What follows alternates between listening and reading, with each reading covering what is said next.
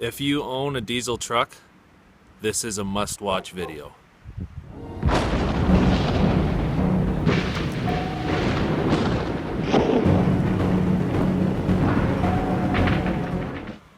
Okay guys, I'm hopefully going to save you guys a lot of money and a lot of frustration, okay?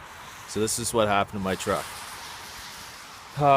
Started up the one morning and I heard a chime and it said check gauges, and I look and my voltage was at like 11 volts or something like that, and my HID lights were flickering and acting up, and I thought, what the heck's going on here? I thought, alternator's not charging or something like that, right? Because obviously it should be at 14.5 volts when the truck's running, right?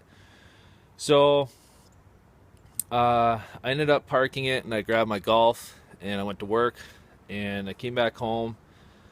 I did a bunch of research when I was at work, and I actually had to take the truck in that night for an oil change. It was under warranty.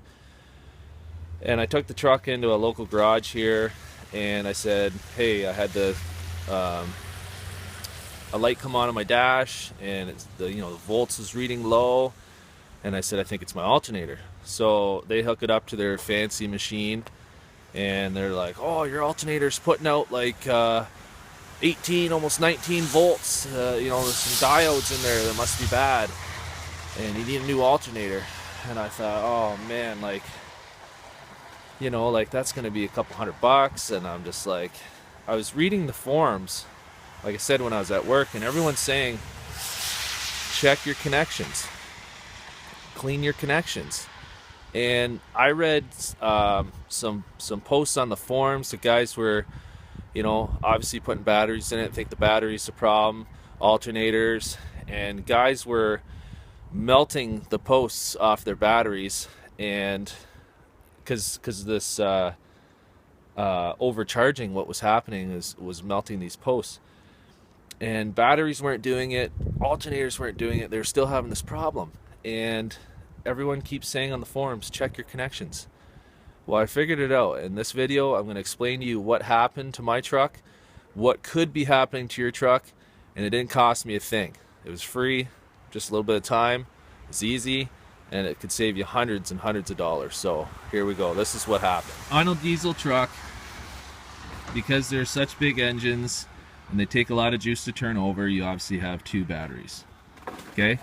And this problem can happen to anybody who has a diesel with two batteries, obviously. So the two batteries, so you got your first battery here, which your alternator on a Cummins is right here, okay? Your alternator charges this battery directly. It comes right off the alternator, charges this battery, okay?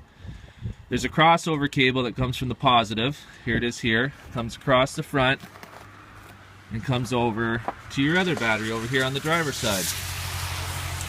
This battery here, the computer's hooked to it, everything runs off this battery, okay?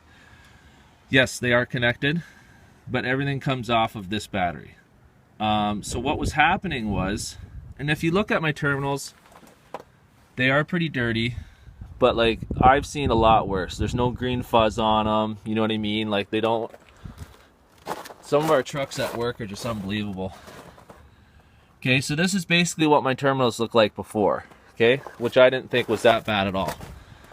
So, if you think about it, and what was happening to my truck was, this crossover cable that's coming from that battery, it had to have been a bad connection here.